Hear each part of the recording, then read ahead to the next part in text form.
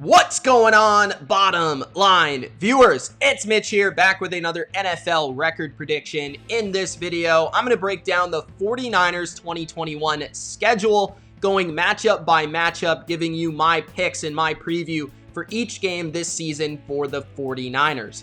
Before I give you my record prediction this season for the Niners, make sure that you do spike that like button. Don't forget to subscribe to the channel for more bottom line view record predictions just like this, and get in that comment section and let me know what you think. Do you think the Niners are going to win the West this year? Do you think they'll make the playoffs? Let me know in the comment section below, and let's get into that schedule. The 49ers kick off the 2021 NFL regular season in Detroit versus the worst team in the NFC. Lucky you, they play the Lions. The Lions not only have a new quarterback in Jared Goff, who you're very familiar with, but they also have a new coach, an entirely new coaching staff. They're trying to establish a culture. The Niners will waste no time destroying the Detroit Lions in this game. I don't care if it's Jimmy Garoppolo or Trey Lance, and that's the question I have to answer right now. If you had to ask me right now what I think will happen, I think Jimmy Garoppolo will start this season, and at one point, whether it's through injury, play, or whatever, Trey Lance will end up playing by the end of the regular season. Now, this isn't because the team will suck, as you'll find out. This is just because I think that's what's going to happen. I think it will be an Alex Smith to Colin Kaepernick type scenario for the Niners. I have the Niners winning the first game. Now, week number 2, the Eagles. The one thing I'll say about the Lions and the Eagles is they do both have pretty strong offensive and defensive line play. So that makes a stalemate at the line of scrimmage. This is where the Niners are going to show off their skill, their perimeter play. I think that's a main reason they win week 1 and week 2.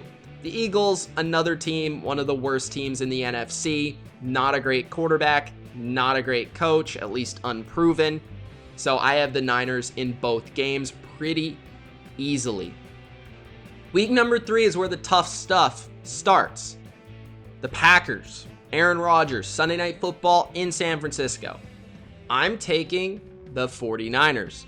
I think the Niners match up well with the Packers in a similar way that the Bucs match up well to the Packers. As we saw 2 seasons ago, the Niners dominated the Packers in both matchups. I don't see that happening because I think the Packers offense should move the ball fairly well. But I expect it to be the Niners offense that really wins this game by controlling the ball on the ground, utilizing play action, and overall Kyle Shanahan's understanding of what Matt LaFleur likes on offense and defense to win this football game at home on Sunday night, really setting a statement for what the Niners are going to be this year. They're going to be good. All right, week 4, they play the Seahawks at home. This should be an interesting game. Russell Wilson always makes some plays versus the Niners and makes things tight. But I do expect you to win the first game at home. So because you're at home, I'll give you that edge to win the opener versus the Seahawks. Of course, you play them down the road in week 13. You play them in Seattle. I expect you to lose that game. I think you'll split with the Niners. There's just something about Russell Wilson and his magic. And then along with that, the wide receiver play of Tyler Lockett and DK Metcalf is certainly a challenge for the Niners to cover.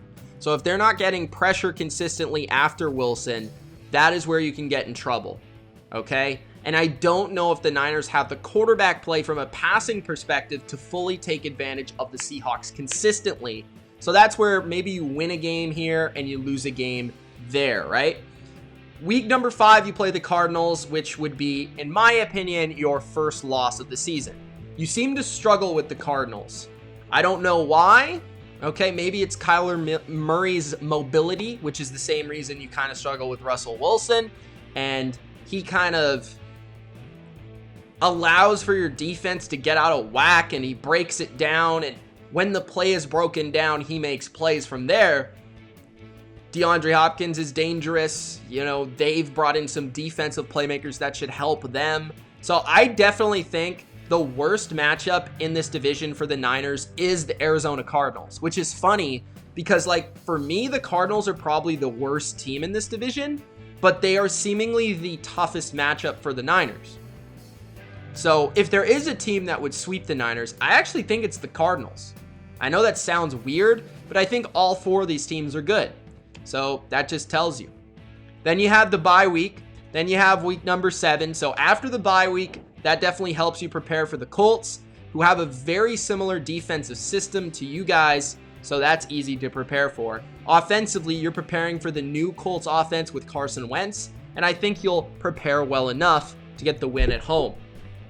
Week number 8, I think it's a trap game. Play the Chicago Bears in Chicago.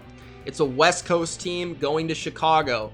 You know, Chicago's always one of those like feisty, grinded out, tough, just those nasty football games, old school football games, shall we say. And this is one of those games where I could see your quarterback slipping up versus a very good defense. They are good enough to really stifle your rushing attack. And I think the Bears will actually end up winning a defensive contest in Chicago. Call it an upset, call it whatever you like. I just have a feeling about that game. Week number 9, you play the Cardinals again. I think you get your revenge, although I did say if there is one team in the division that could sweep you, I do feel it will be the Cardinals. Okay, but I'm not going to say that happens because I just think the Niners are too talented. And I also think, here's the thing that I believe in the most, Kyle Shanahan is a much better coach than Cliff Kingsbury, and he won't lose to him twice. So I'm going to go with the 49ers there at home. Now, week number 10, you play the Rams for the first time, which I think the Niners and the Rams are looked at as the top dogs in the division, at least by the odds makers. And I think that's correct. So you have Matthew Stafford the first time you're going to see him. It's a much different look from the Rams because I think they're going to be a lot more precision passing based than they've been in the past, which I think is kind of harmful to you guys because like I said, when you have that veteran quarterback who can really throw the ball into tight windows such as a Matthew Stafford, it's a lot easier to break down your system defensively. But I think because this game's Monday night at home, the first time you play them, obviously this will be a hyped game, an exciting game under the bright lights. The Niners have done well versus Sean McVay's offense, and they've mostly dominated the Rams. I believe they swept them last year, and the Rams were a playoff team last year, so that's no easy feat. I have the Niners winning the first game on Monday night. We'll see what happens in week 18. Week 11, you play Jacksonville in Jacksonville. I have you winning that game. I just don't think Jacksonville's on the level of the 49ers here. And yeah, this should be a pretty easy victory. That being said, you know, you look at this schedule, this is the first easy game since week 2. Okay? Week number 12, you play the Vikings at home. I have the Niners winning that game as well. I look at the Vikings, and they're a bad matchup for a lot of teams, but I don't think the Niners are necessarily one of them. It's kind of interesting because I feel like both these teams are fairly even. Like, the Vikings have the better quarterback play, but they both have excellent weaponry. You know, the Niners have the better offensive line. I'd say the Niners have the slight advantage at coach, but it's an offensive coach facing a defensive coach. I think the Vikings have really done a good job building their front seven, and they both don't have great secondaries. And their identities are built through their run game offensively with their outside zone. It's very Shanahan offense based. Obviously, the Niners coming from Kyle, but the Vikings coming from, you know, the Kubiak kind of tree. So both of them are fairly similar in that regard. I do think the Niners at home win this game. You know, I keep thinking of that playoff game a couple years ago. That keeps running through my head, and that's kind of the way I feel about this game. Week 14, you play the Bengals. I think you will beat Joe Burrow and the Bengals. Again, just more talented. I will say, the Bengals are a team, you know, where if Joe Burrow's hot and he's protected, this would be a sneaky upset loss. Like, I would not be shocked if the Bengals won in like a shootout type game if Joe Burrow was really feeling it. Because that offense can throw the football. And I do think the Niners could be susceptible to certain teams like that. Which is why I think they're actually going to lose to the Falcons, believe it or not. They lost to them a couple seasons ago.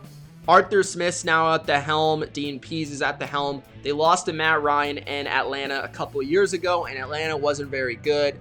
But what they can do is they can pass the football very well.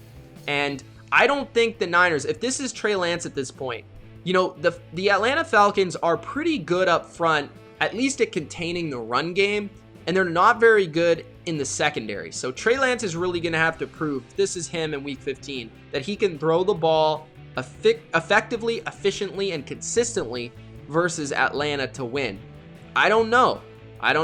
Week 16, I have the Titans winning that Thursday night contest, all right, because I think personally that the Titans are kind of a challenging matchup for the Niners, you know, just from a Derrick Henry standpoint and then a AJ Brown standpoint. Tannehill's a pretty good quarterback. Again, this team would have the advantage at quarterback.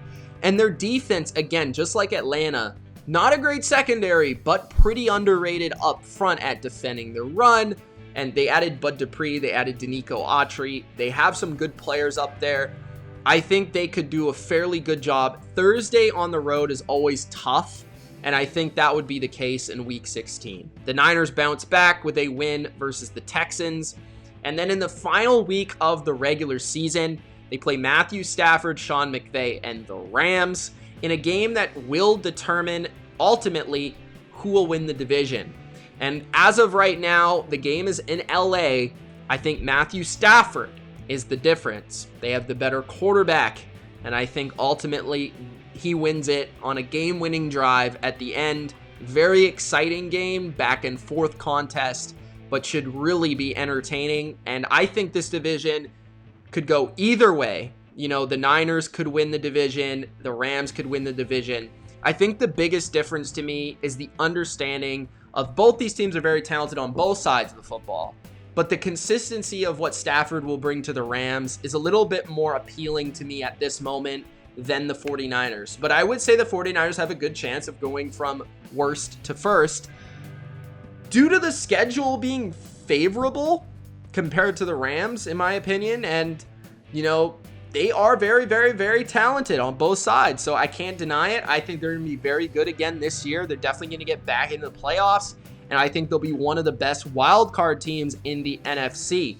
Let me know in the comments how you feel. Do you like the Niners this year? Do you think they're going to be great? Do you think they're going to suck? Let me know if they're underrated, overrated, or just about right. It's Mitch. Thanks for watching. Gronk, spike that like button. Peace.